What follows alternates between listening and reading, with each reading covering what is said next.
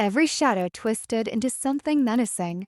Every gust of wind seemed to echo with heavy, relentless footsteps behind me. I didn't dare look over my shoulder. I already knew who was chasing me. The forest all but swallowed the thin streak of moonlight guiding my path. Branches dragged at my hair and tore at my sleeves, but I stumbled forward anyway, driven by a single, pounding thought: run. Below the muted rumble of my panic, I caught that cold, mocking whistle. His whistle rising from between the trees behind me. My heart jumped painfully as I ducked beneath a low limb and nearly tripped over the snarled roots at my feet. "Come on out, pretty girl. It's a game." His voice slid between the shadows, sweet as spoiled honey, and so much worse for it. My throat burned, every gasp scraping raw inside my chest. Trapped by darkness and haunted by distant laughter, I pushed harder, lungs begging me to stop. Focus on moving. Ignore everything else. Faint headlights flickered somewhere ahead, out by the main road, maybe, or just my desperate hope flickering in all this blackness. It didn't matter. As long as I kept moving, I could believe a miracle waited for me. But the whistling stopped, replaced by silence so deep my ears filled with ringing. My stomach turned cold.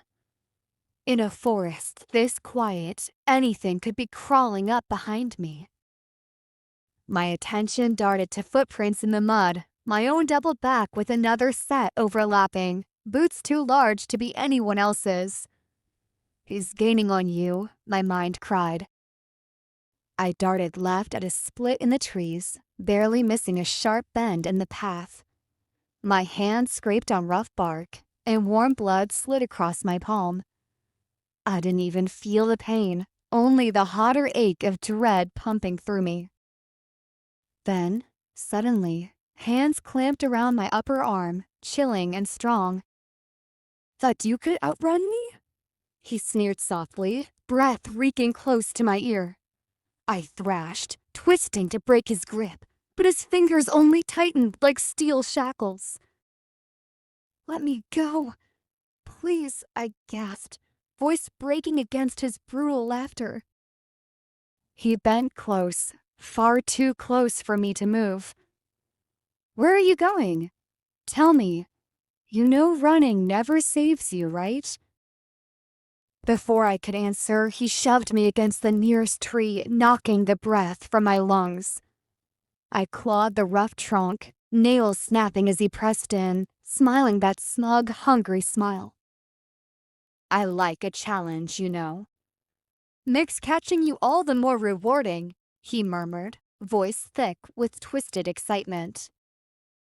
"No, not tonight," I choked, fighting against tears, hatred, and fear. But his grip didn't falter, not for a moment. In the distant dark beyond his shoulder, the world kept turning, cold and silent, as if nothing at all had happened. I wiped the sweat from my brow as I headed home, clutching my brother's favorite snacks after finishing my part-time job. I could already imagine Asher's eyes lighting up with excitement when he saw what I brought. The thought made me chuckle. I was still in a good mood as I opened our front door, but a strange sense of unease settled over me. Something felt wrong, I just knew it. A tight tension ran through me, and I stayed alert, trusting my instincts. My gaze swept around the house and landed on a tall man in a black suit. His expression was unreadable, bathed in steely calm. I frowned, pressing my lips tightly together as I stared at him. Was he my mother's new lover? Our potential new stepfather? I hoped not. Just as I started toward him, I froze. A faint but distinct scent wafted from him, sharp and animal, so much like my mother's. "A werewolf." "Oh, Unifer, you're home," my mother called from behind me. Turning, I saw her with a large bag in her hands. My unease deepened. "Mother, where is my brother?" I asked quietly, even though my heart pounded so loud it drowned out almost everything else. Mother Kilda smiled reassuringly as she walked toward me. "Don't worry about your brother, dear. He's sleeping in his room right now." I went cold. She was lying. My brother never slept at this hour if I wasn't back. He always waited for me, unless something was wrong. I glared. "What did you do to him?" My voice broke, carrying all the way to the hallway. Mother Kilda frowned and slapped my cheek sharply. Her hand gripped my chin, forcing my gaze up. "I said he's sleeping in his room. Don't be so disobedient." Her tone was almost soothing, but her warning burned in her eyes. Before I could answer, the tall man strode over and my mother turned to introduce us. "Mr. Locker, this is my daughter, and yes, she's a virgin. The guest room is ready for whatever you want to do with her." She smiled as if discussing the weather. Disgust twisted my face. "What was she planning?" The tall man inspected me for a long, uncomfortable moment, then nodded as if approving merchandise. "Good. I'll pay you once I'm done with her." Mother Kilda barely suppressed her own satisfaction. Shock and outrage propelled me to fight. After everything, she was selling me, probably to feed her addiction again. She had never stopped since our father died. "No, I won't let you," I shouted, struggling wildly against them. Mother Kilda's eyes narrowed. She strode over and slapped me again. "If you don't comply, your worthless brother will pay for it. You know I mean it." Anger and terror warred in my chest. Still, she just smirked and nodded for Mr. Lacker, who dragged me toward a spare bedroom. He tossed me onto the bed, shutting the door behind us while my mother locked it from the outside. Panic climbed inside me. Mr. Lacker's hands went straight to his shirt, those hungry eyes making bile rise in my throat. When I tried to scramble away, he punched me in the stomach. I gasped and doubled over. He wrenched off his necktie and started binding my wrists. "Let go! Stop, please!" I screamed, kicking with everything I had. Nothing worked. Tears stung my eyes. My panic grew as I felt his hand slide lower. My scream, muffled by his fist, echoed as another punch landed hard in my stomach. "Shut your mouth and let me have you," he snarled, reaching for my clothes. Just then, the door exploded open, a hole splintering straight through the wood. A figure burst into the room, eyes fierce as burning coals, and an angry growl rumbling from deep within his chest. "How dare you touch my sister?" my brother roared, baring his fangs as he lunged. All I saw was a blur. Mr. Lacker went flying, slamming hard into the far wall. Asher wasted no time. He grabbed my wrists, untied them, and half-dragged me out of the room. I wobbled, but forced myself to run alongside him.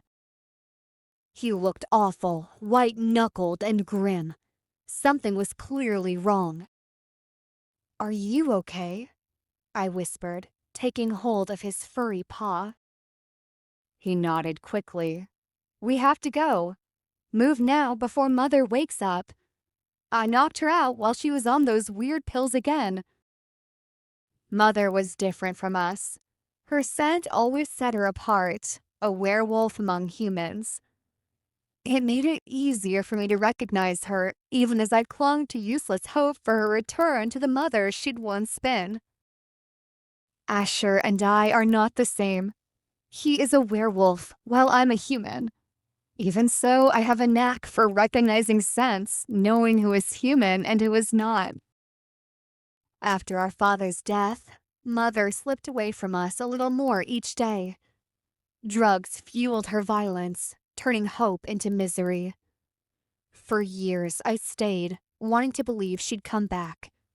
But the mother I remembered, the gentle, caring one, was gone, replaced by the nightmare of a broken home. Then, just as we reached the door, Asher's strength faded. His eyes drifted shut, and he crumpled to the ground. Asher!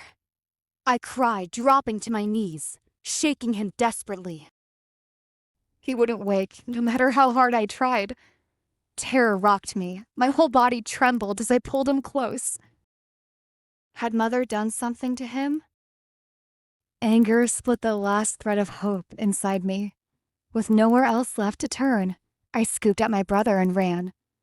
Escaping was the only thing left, because staying in that house would be true hell. Sunlight peeked through the faded curtains, filling the small room with a pale, cold light. I rolled over, eyes gritty and sore from another restless night, and slapped the clock until the noise finally stopped. For a few seconds, I just lay there, staring at the ceiling and listening to the emptiness that settled like a fog throughout the house. "Get up!" My mother's voice rang sharply from downstairs, abrupt and demanding as always. Without waiting for a response, she banged a drawer closed so hard I flinched at the sound. I dragged myself out of bed, shivering as my bare feet touched the icy wooden floor. Ever since the move, the house never seemed to get warm, no matter how high we turned up the heat. I pulled on an oversized sweater, one inherited from who knows where, the sleeves hanging almost to my fingertips. Quiet footsteps brought me to the small bathroom.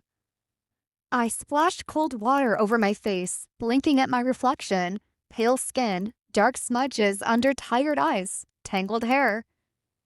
Just another face among too many forgotten in this backwater town. Downstairs, my mother was already fussing over stale toast in the kitchen. She wore her usual frown, lips pursed as if the world constantly offended her. Without glancing up, she muttered, "Eat quickly. I don't want another tardy call from school." "Morning," I said cautiously. She grunted in response, not bothering to look at me.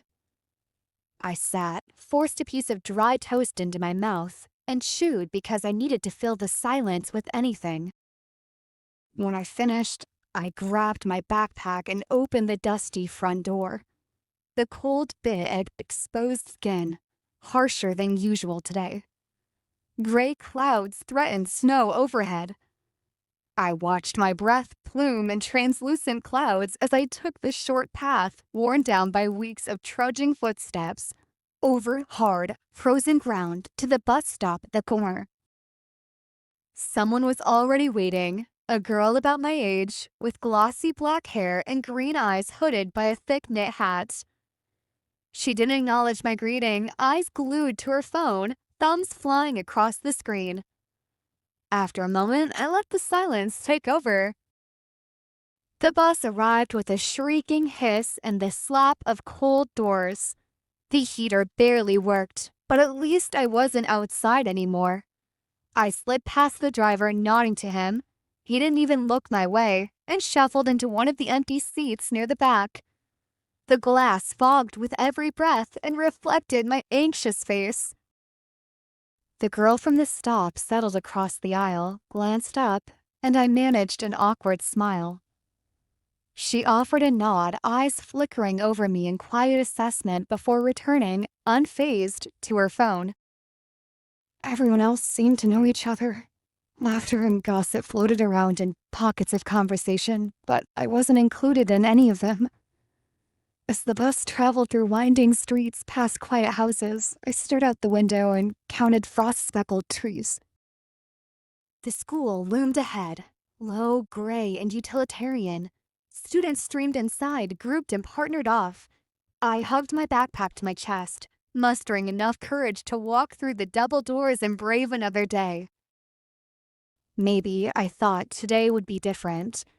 Maybe here, in this small town pressed between woods and mountains, I could finally belong, if just for a moment. I ran and ran, carrying my brother as he slept peacefully against my shoulder. Tears slid down my cheeks as I kept moving, not knowing where my feet would take us. None of that mattered, though. What mattered was that we escaped that house. It was a relief that we managed to leave, especially since Mr. Lacker was so strong. It also helped that Mother Silda was unconscious. Otherwise, getting away from that awful place would have been nearly impossible. My feet throbbed, each step sending numb pain up my legs. I was gasping for air, convinced my lungs might burst from exhaustion. When I finally looked back and saw no one behind us, a wave of relief flooded me. I paused and sat down to catch my breath, gently holding my brother, who was still unconscious. Pressing my lips together, I pulled a handkerchief from my pocket and wiped the sweat off Asher's forehead. I never wanted him to see the horrors we'd left behind.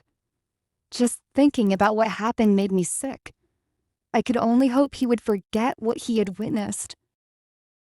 Our mother was a werewolf and ruled our home with unquestionable authority, while our father had been human. She hadn't always been abusive, but after my father died, right after I was born, something in her changed.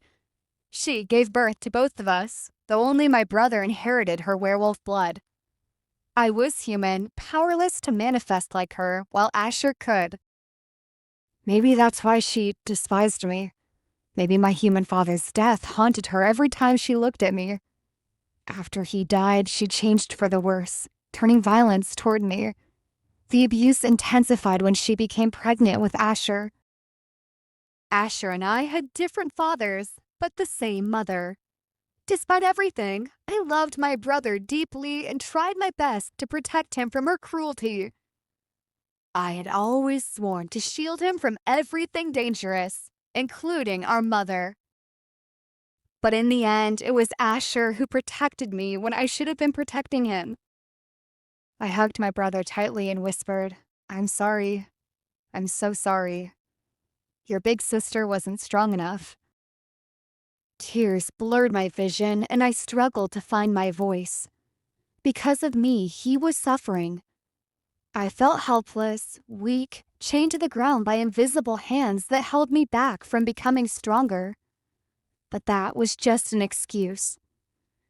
The truth was, my fear had cost my brother dearly. I looked down at his peaceful face. Bending forward, I pressed a gentle kiss to his forehead. "I'll get stronger for you," I promised, my resolve hardening inside. After a few minutes' rest, I stood up and jogged onward through the endless forest. I couldn't relax until I found a place where we could be safe, especially since Asher's fever was getting worse. Eventually, the trees thinned and I spotted a town at the edge of the forest. Relief swept over me. Maybe now a new life could begin for the two of us. Determined, I made my way toward the city gate, but two guards stepped in front of me, forcing me to stop. I tensed, staying alert as I studied them. As I tried to muster some words, an unfamiliar but oddly familiar scent hit me, a werewolf. Without realizing it, my whole body stiffened with instinctive fear and wariness, as if every werewolf was suddenly my enemy. Even though I hated what my mother had done to us, and fear twisted inside me, I bit back my nerves. I had to push through. My brother's life was at stake, and only a werewolf might understand how to help him now. The two guards looked us over, their faces twisted with barely concealed disgust. Nothing escaped me. I saw every flicker of disdain in their eyes. "See, can we stay here?" I asked in a hesitant, quiet voice, every muscle on edge. One of the guards sneered, sizing me up in silence, as if deciding whether I was even worthy of entering their world. Just as I started to fear their answer, a werewolf girl approached us. She moved past the guards and gave them a cold, commanding look. "Let her through. She's harmless, and her brother is sick." Though her voice was icy and her expression innocent, the authority in her tone was obvious. Both guards dropped their hostile expressions, opened the gates, and looked away from me. I glanced at the girl, my gratitude overwhelming. She was clearly someone important, because even these haughty guards had nothing but respect for her. I lowered my head. Thank you. She just smiled softly and waved it off, as if it was nothing, before disappearing back into the crowd. I entered the town, carrying Asher past the threshold, feeling like a weight had been lifted. Woven Village bustled even at this hour. People of all ages moved through the narrow streets, busy with their routines. Even so, I sensed it immediately. Everyone here was like my mother, all werewolves.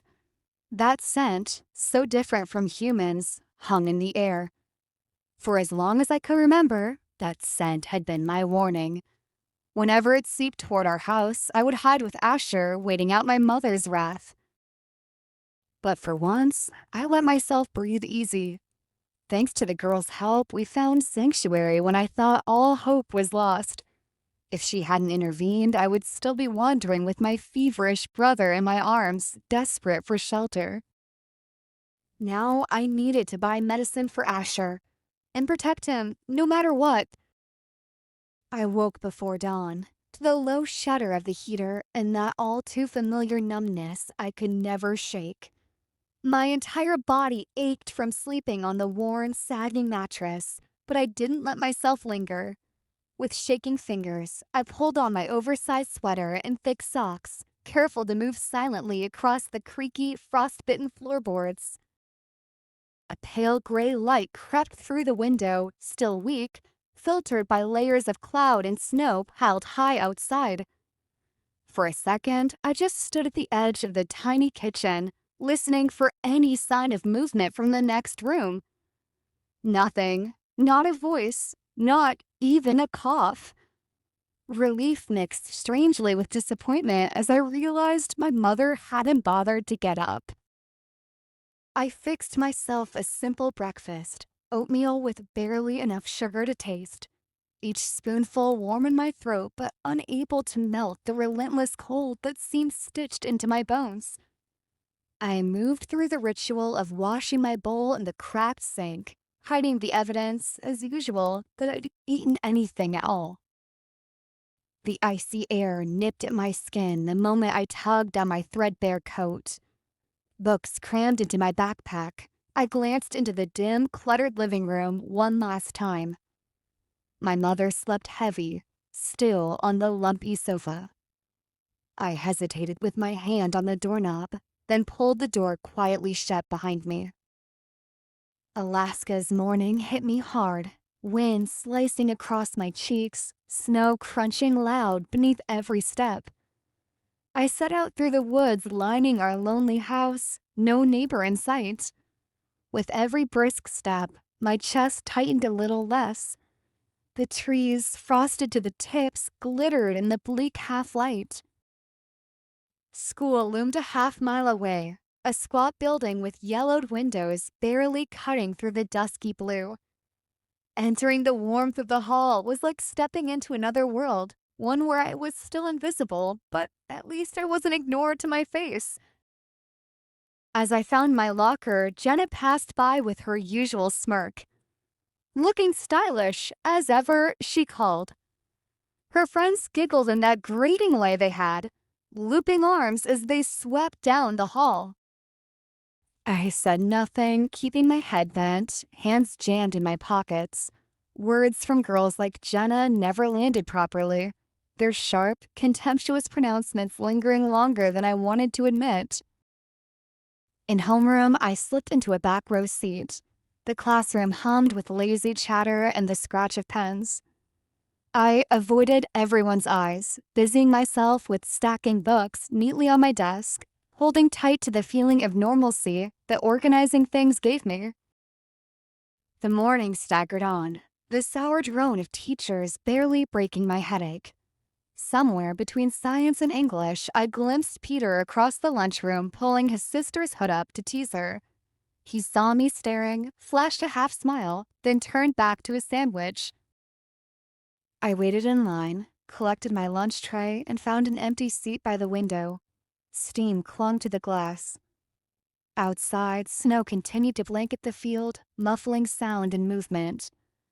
It made everything look oddly peaceful, and for a moment I fooled myself into pretending I belonged.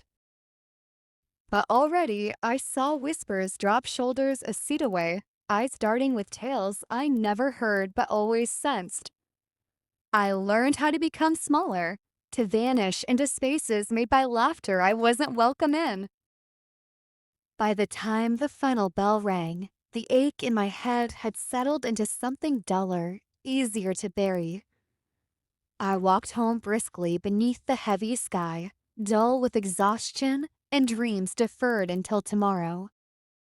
When I stepped back inside, the living room was empty except for the smell of old coffee lingering in the air. My mother hadn't left the couch. I went to my room with trembling relief, bolting the door before sinking into my pile of blankets. Alone, I rehearsed the lines I wished I'd spoken and counted seconds until morning dared me to do it all over again.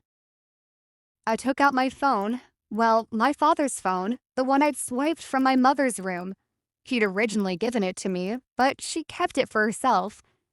Inside one of the apps, I found the online banking account my father had set up in my name.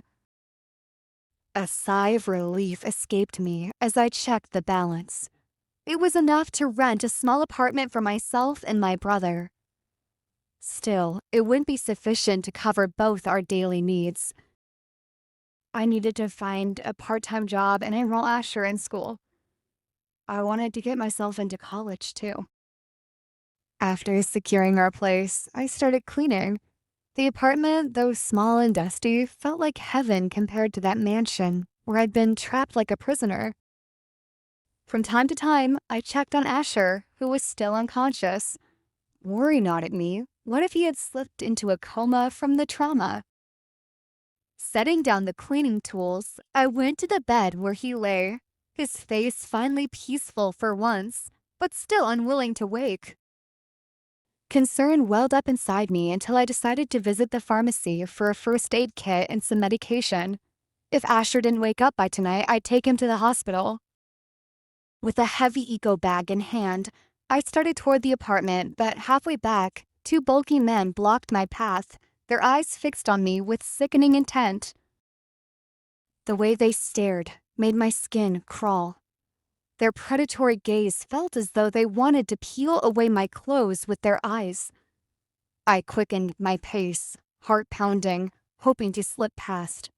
Instead, they stepped in front of me, refusing to let me pass. "What do you want?" I snapped, voice hard as I glared at them. One of them, scar cutting through his eyebrow, whistled mockingly. "Hey, beautiful, are you lost? Want us to show you the way to our hearts?" I scowled and turned away, about to walk off when suddenly one of them snatched my wrist. "Let go!" I shouted, yanking my arm and glaring at them with fury. My eco bag fell to the ground, scattering medicine and groceries everywhere. Rage boiled in my chest as I snatched my wrist back. "Move," I snarled, meeting their eyes with the cold fury of someone who's gone hungry for days. The men faltered beneath my glare, their bravado cracking. I didn't care how they looked at me. Gathering my spilled things, I ignored them completely. When I finished, I stomped away, refusing to cast them another glance. Out of the corner of my eye, I thought I spotted silvery fur and sharp nails, like claws, on the back of my hand. But when I looked again, my hand was normal. Was I just imagining things? I pushed the thought away and hurried toward home. Asher was more important than any fleeting hallucination. But when I returned to the apartment, dread flooded me. The lights were on. The door stood ajar. Asher. Adrenaline shot through me. The bag dropped from my grip as I rushed inside, instinct bracing me for a fight until I heard the sound of crying. My whole body went rigid, then almost melted in relief. It was Asher. Asher, I'm home, I called, voice trembling. Instantly, his crying stopped. A moment later, he shuffled into view, his face tear-stained and anxious. Where were you? He sniffled, looking wounded. Kneeling down, I wiped his tears away. I'm sorry for leaving you alone. It must have been frightening. Although Asher was 7, he looked closer to 5, thin and small, with fading bruises marking pale skin. Seeing those bruises filled me with fresh pain. I grabbed the first aid kit and carefully treated his wounds, smoothing a bandage on his arm. Does it hurt? I asked quietly. He shook his head. No, I don't feel anything anymore. Tears pricked my eyes at his words. I held his little face, then kissed his forehead. From now on, no one will ever hurt you. I'll never allow it. Trust me. Relief washed over him as he hugged me tightly, the misery in his red eyes replaced by hope. Okay. I messed his hair gently and smiled. Tomorrow, you'll start school. Is that all right? He froze, his eyes beginning to water again. Does that mean you'll leave me? No. The answer burst out. I softened instantly. Of course not, Asher. You're all I have in this world. He fidgeted nervously. So why do you want to send me to school? I sighed. Because knowledge is power, it matters. I want you to have the chance to experience meaning, friendship, and childhood like other kids. He frowned in confusion, head tilted. But I'm smart already. I know how to read and do math. Why do I have to go to school? Can I just stay here with you? I chuckled, pinching his little nose gently. It's not just about studying, Asher. I want you to experience life outside these 4 walls. Just enjoy your youth.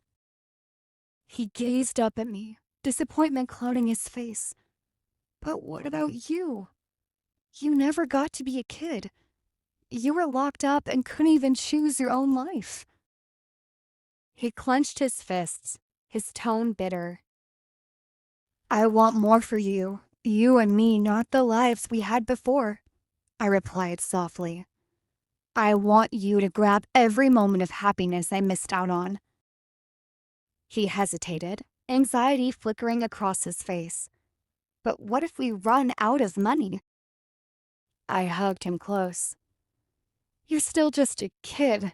Leave that part to your big sister. I'll make sure we're fine. Reluctant, he nodded. Okay, I'll go. But you have to go to school, too. You always said you wanted to study. I burst out laughing and pinched his cheek. Deal. Starting tomorrow, both of us will take on the world. A week passed, and the scenes I'd witnessed with the 3 identical wolves gradually faded from my memory. After dropping my brother off at his school, I made my way to my own. While walking, a poster on the bulletin board caught my eye, making me stop in my tracks. Street Fighting Arena. We welcome strong humans or wolves. Champion prize exceeds 100,000. Each win awards 30,000. The venue is the Dark Alley tomorrow. See you there, fighters. My eyes sparkled with excitement at the sight of the prize for each fight. This is perfect for me. I developed a habit of practicing boxing during those years at my mother's house. Every time she went out, I trained by myself, following instructions from books. I worked on strengthening my muscles, especially once I escaped a hellish home. I trained every single day, determined to protect my little brother and ensure he'd never suffer. Casting another satisfied glance at the poster, I smiled. Finally, no need to find a part-time job. In good spirits, I continued on toward the university where I was currently studying. But as soon as I stepped onto campus, the busybodies started buzzing, whispering, and gossiping as they passed by, firing off glances filled with ridicule.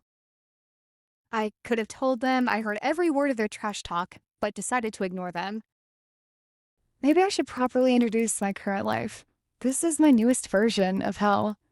From the very first day, I was sneered at for my background, my looks, my behavior, and the fact that I didn't have formal schooling. I taught myself, so they found more reasons to target me. When the scholarship results came out, my grades ended up higher than theirs. They actually disliked me even more. Damn, it's the first time I've seen anyone show up to school looking so shabby. Doesn't she know our school has a great reputation? Maybe she's trying to disgrace us, one girl muttered as she shot me a withering sideways look. Is she some kind of nerd? I've heard she's a scholarship student, another exclaimed, flicking her gaze over my outfit. Look at that fat duckling. Who knows if she cheated to get the scholarship, having never properly set foot in a classroom? Pathetic, yawned another voice. On my very first day, I became the campus gossip, all because I wore basic, plain clothes. What else was there to wear except a t-shirt and jeans? Did they expect me to dress up for a nightclub like half of them did?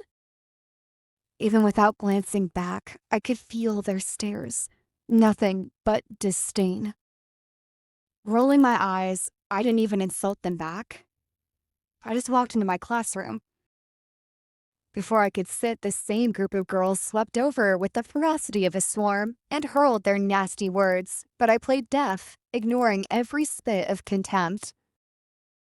Pressing my lips together, I willed myself to focus on my own goals and not give their bitterness any more thought.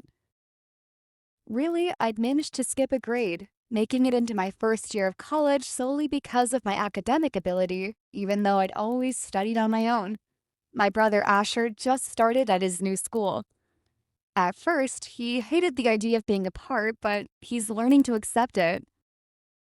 It's my first day here, so I wore a white shirt and jeans with my black shoes. I don't have the official uniform yet. I have to make do for now. A thread of nervousness ran through me, but excitement won out. I was finally starting school. No more rules to crush me, constant insults, or daily bruises on my soul. Taking a deep breath, I entered my assigned section, Section A, hoping maybe I'd make friends, at least one. As I walked into the classroom, every head turned toward me. A few people snickered at the sight. Our professor looked up, calm and direct. Introduce yourself to the class, please. I smiled, meeting the eyes of my classmates as I spoke. My name is Unifer Sarmiento. I'm 18. I'm new here and I'd be grateful to have your friendship. Please take care of me, I said, voice even and bright. The room fell into an odd, uncomfortable silence. I waited a moment, half hoping for smiles or even a nod, but none came. People averted their eyes, unwilling to even slightly acknowledge me. Disappointment stung. I'd braced myself for this, tried to hope for something different, but the reality pressed in. Friends would not come easily. Their silence screamed that I didn't belong. Some made a point of pretending I wasn't there at all. I forced a laugh and tried again. Well, it's a pleasure to meet you all. Once more, absolutely nothing, no reaction. Finally, the professor let out a breath, abandoning the idea of introductions and simply instructing me to take my seat. I did as I was told, quietly. As I got off the bus and slowly walked toward them, I couldn't shake the feeling that everyone was trying to avoid me, as though I carried some contagious illness. Every time I stopped by an empty seat, the person beside it would tense up and immediately put their bag on the chair, claiming it before I even had a chance. I ignored their behavior, pressing my lips together and sighing heavily. There was nothing for me to do except head to the vacant seat at the back of the room, where no one else had chosen to sit. My classmates visibly relaxed when they saw me head for the back, relief obvious on their faces. I could even hear their contented chatter, knowing I wasn't going to force anyone to sit with me. Even if I wanted to confront them or defend myself, I just clenched my teeth in silence. These kids came from wealthy families. I couldn't afford to cross them, unsure what they might do if I stepped out of line. It was smarter to keep my head down and pretend not to notice their unwelcoming attitudes. No matter how much I wanted to speak up, I couldn't. It wasn't that I was afraid, not exactly, but I didn't want to invite trouble, especially on my first day. I wanted my college life to be fun, or at least peaceful, so provoking them wasn't an option. There was no sense paying attention to those who just wanted to rile me up. In the end, I stayed quiet, letting them treat me like some kind of plague. I focused on the lecture instead. When I looked around, it seemed like I was the only one really listening. The others played games, chatted, scrolled through their phones, or even snacked. Actually, it was almost as if I was the only student in the class. The professor didn't bother to intervene. Maybe he minded, but with families like theirs supporting them, he had little choice. After a while, he must have gotten used to it. He simply taught, paying attention to the lesson rather than whether anyone cared. I sighed. My expectations couldn't have been more off. When the bell rang, the professor wrapped up his lesson and I gathered my things, saying a brief goodbye on my way out. A few people glared, perhaps noticing they'd failed to get a rise out of me, but I ignored it. All I wanted was to get home and look for another job. I needed the money for my brother's tuition. On my way home, I heard a faint whimper that made me pause. Even though curiosity can be dangerous, I couldn't help following the sound. The noise led me down a dim alley, where I stumbled across a black wolf huddled in the corner. Even from a distance, I could see its fur was matted with blood and its body covered in bruises. The poor thing must have been through hell. Disgusted with whoever had done this, I sighed and cursed under my breath. Oddly enough, I didn't feel nervous about getting close, even though part of me was always wary of wolves, wary and afraid. But this one just looked so small and desperate. Sensing me nearby, the black wolf lifted its head warily, ready to retreat at any sign of aggression. But the moment it got a good look at me, it whimpered softly and inched closer, even though it was clearly suffering. Something melted inside me when I saw how helpless the cub was. But then it suddenly froze, every strand of fur standing on end, as if it sensed something much more frightening. I followed its gaze to see 3 wolves behind me, all glaring at the black wolf, cold and vicious. I stepped forward, shielding the injured wolf, glaring right back at the 3 intruders. The glint of their claws told me they weren't here for a friendly visit, so I reached for my weapon, a dagger, sharp enough to be deadly against ordinary werewolves, although useless against the stronger ones. My mother's endless warnings and nightmares about wolves had at least left me with one good habit. I never went anywhere without that dagger. "Step aside and hand over that wolf," one of the newcomers demanded, flashing a smile full of malicious intent. I laughed at him, sharp, dismissive. Not a chance. The answer made them angry. With an enraged snarl, the leader rushed me, claws extended. I met his charge with a swift, powerful kick, sending him flying into a nearby wall. There was a satisfyingly nasty crack when he landed, but I didn't let myself worry over it. I may have been weak in front of my mother, But when it came to others, especially ordinary wolves, I could hold my own. Not like that one time when that wolf tried to do far worse to me. Thankfully, he hadn't felt the need to push it. He could have overpowered me if he wanted. The other two glared at me, eyes wide in shock. I met their stare with icy warning. "Disappear now, unless you want to join your friend," I said, voice chilled with threat. It worked. They slipped away, leaving me feeling satisfyingly victorious. Turning, I checked on the brutalized black wolf, just reaching to examine its wounds, when 3 identical wolves appeared in front of me. My pulse jumped as I gripped my dagger tighter, but one of the new wolves moved lightning quick and pinned me to the ground. Its claws wrapped around the hand that held my weapon. I knew in a heart-stopping instant these wolves were nothing like the others. They radiated an authority and strength that far surpassed the ones I just scared off, possibly even my mother or him. Definitely dangerous.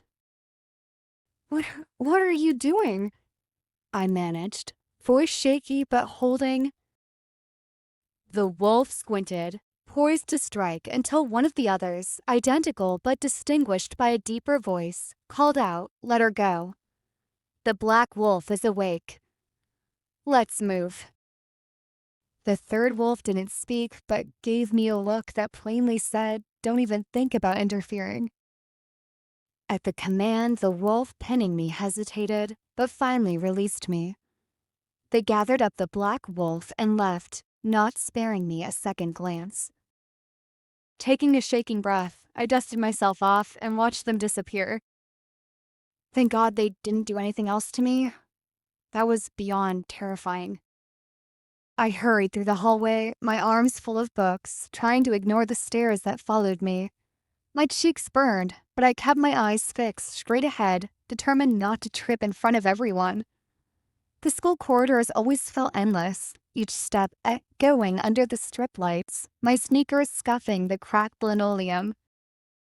A group of students crowded near the lockers, their laughter ringing out, their voices lowered into whispers as I walked past. I did my best to block it out. Not today, I told myself. I just had to get to class, and maybe, if I was lucky, the day would pass without incident. That hope unraveled the moment I rounded the corner and almost collided with 3 figures, identical in their sharp features and dark hair. They stood shoulder to shoulder, flawless and confident, like a striking warning sign blocking my path. Together, they were known as the Triplets. The one on the left raised an eyebrow at me, lips curled in a superior smirk. The middle brother draped an arm casually over his sibling's shoulders, his cold gray eyes sweeping over me with audacious boldness. The third glanced me up and down, as if assessing my worth in an instant. "Watch where you're going," the middle one drawled, his voice lazy yet laced with challenge. The others snickered, their eyes fixed on me as though they expected me to crumble. I'm sorry," I muttered, clutching my books tighter, weighing my chances. Could I get past without making things worse? But it wasn't over. "Who let the charity case wander loose this morning?" The brother on the left mocked, folding his arms across his chest. "Maybe she's lost," the one on the right echoed, amusement flickering in his gaze. His tone made me flinch. The corridor felt colder with every word. I forced myself not to react, swallowing my fear. "Excuse me," I said quietly. The triplets blocked my way even more, forming an unbreakable barrier. The middle brother, Liam. I recognized his voice now, leaned in slightly, his breath brushing my cheek. "You know, people like you ought to be careful. It's easy to disappear around here." My mouth went dry. Heat twisted my stomach, but I kept my head high. "I'll keep that in mind," I replied, putting every ounce of trembling bravery into my voice. Liam stared at me for a moment that felt endless, eyes narrowed, considering whether to push further.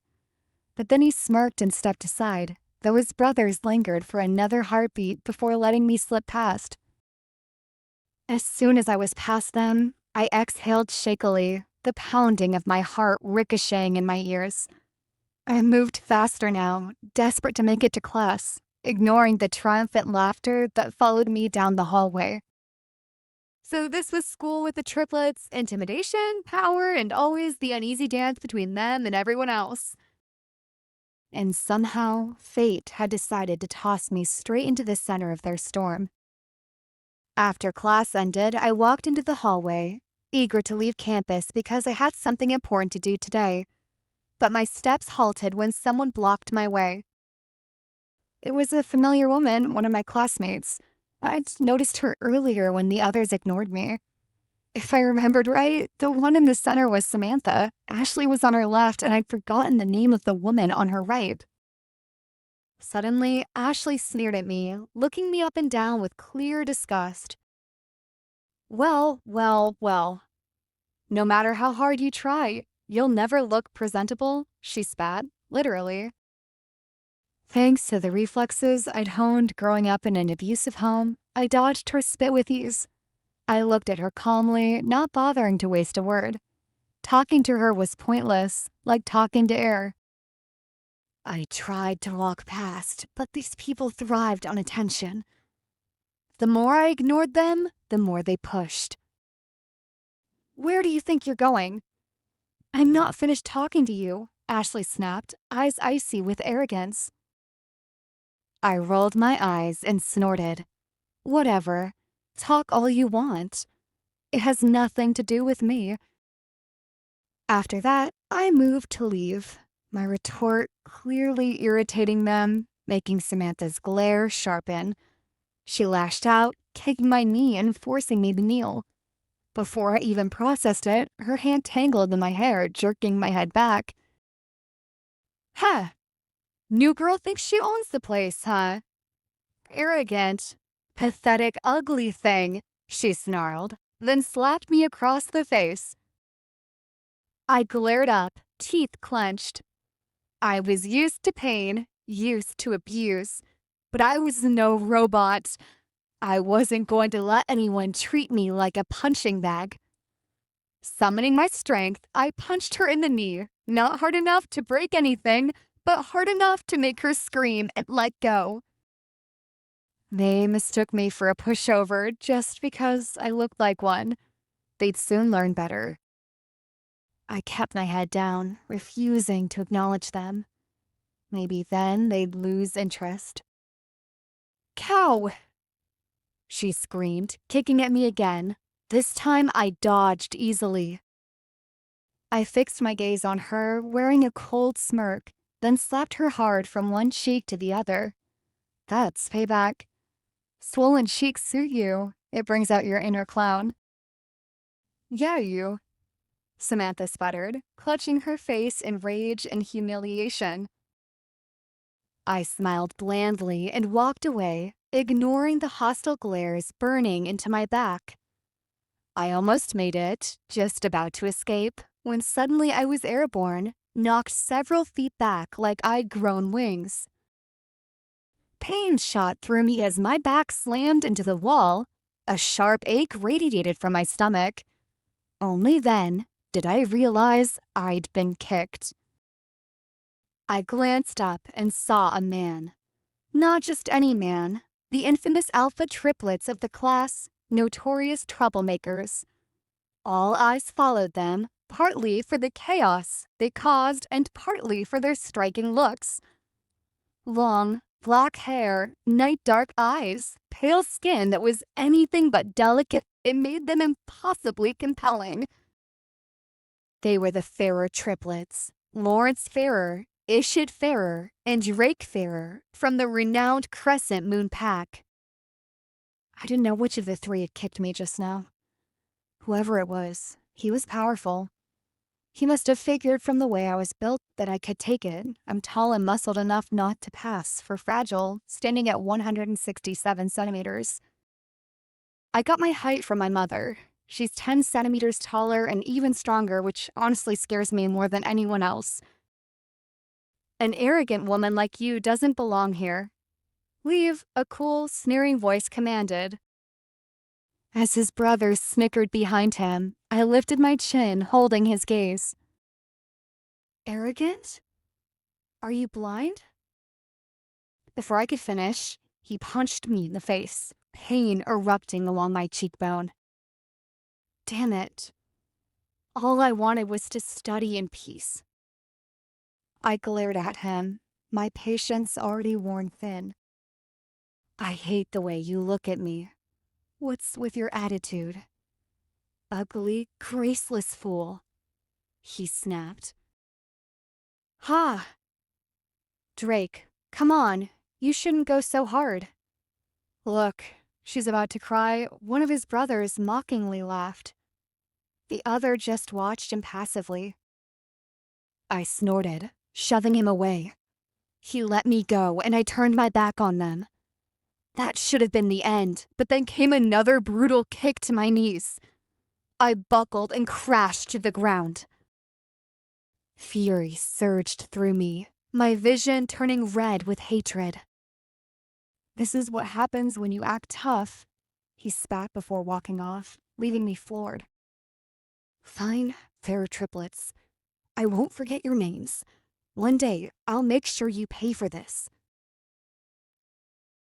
One day passed, and now I had free time. Tonight, there was an event at the dark alley, a street fighting match, mostly for boxers.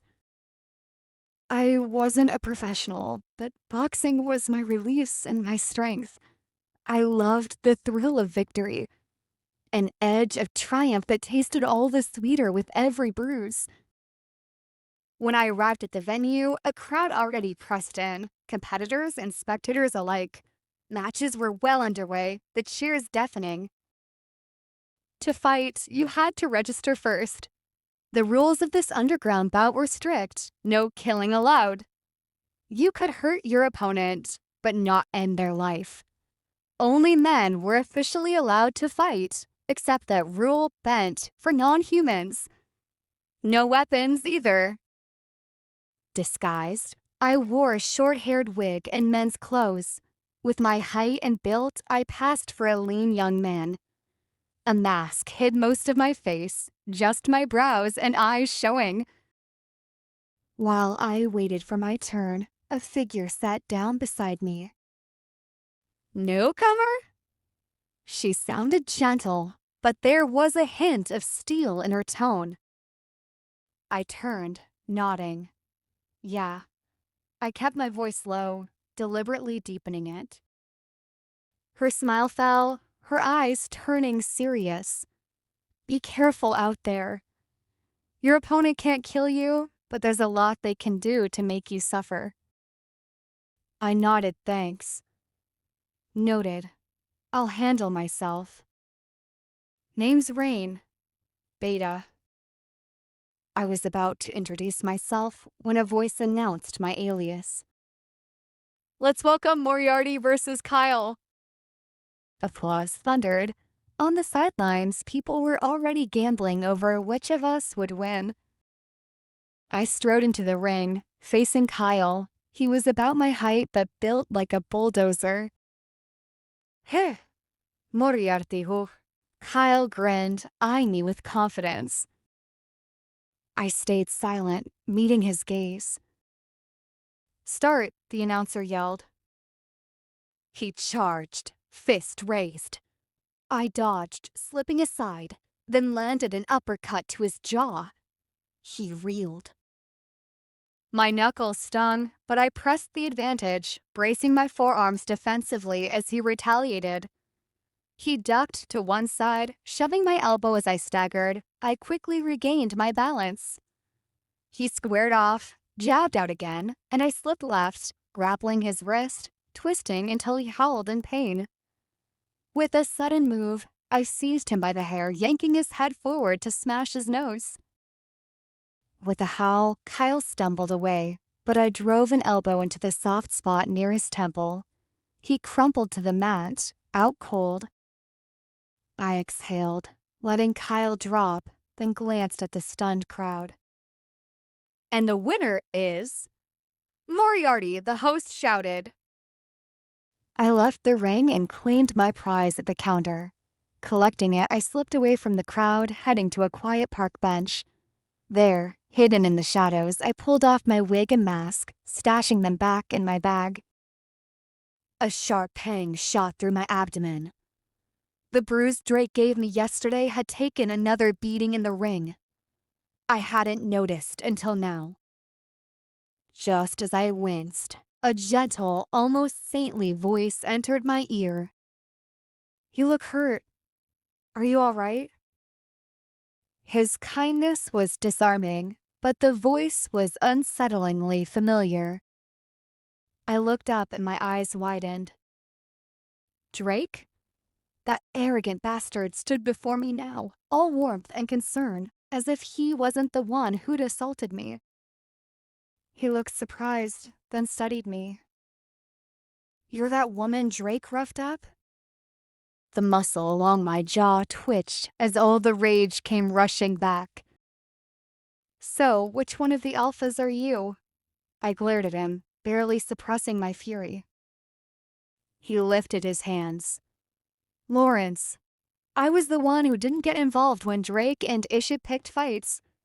He introduced himself, making me roll my eyes. Oh, you're the bystander, standing around enjoying the spectacle. What are you doing out here? I snapped, still glaring. He was about to answer when two more familiar voices cut in. Lawrence, there you are. We've been looking all over, one drawled, dressed like a wannabe gangster. That would be Drake, no doubt. Ishid, the other brother, eyed me shrewdly. Whoa, you look familiar. Lawrence sighed. She's the one you two bullied. My anger flared, but before I could retort, Lawrence suddenly leaned close. So close his striking face caught me off guard, and for a second I froze at his mesmerizing gaze. This arrogant scoundrel. I was about to push him away when his voice slid out quietly. Mate. Mate? Me? Our mate, he repeated softly, making me tense in shock. Our? What in? What do you mean ours? I glared at him, but suddenly felt a hot jolt spark across my chest, like I'd been shocked. I looked up to find Lawrence's steady gaze on me. His brothers, too, watched me intently, as if searching for something beneath my skin. Damn it. What the hell have these bastards just done to me?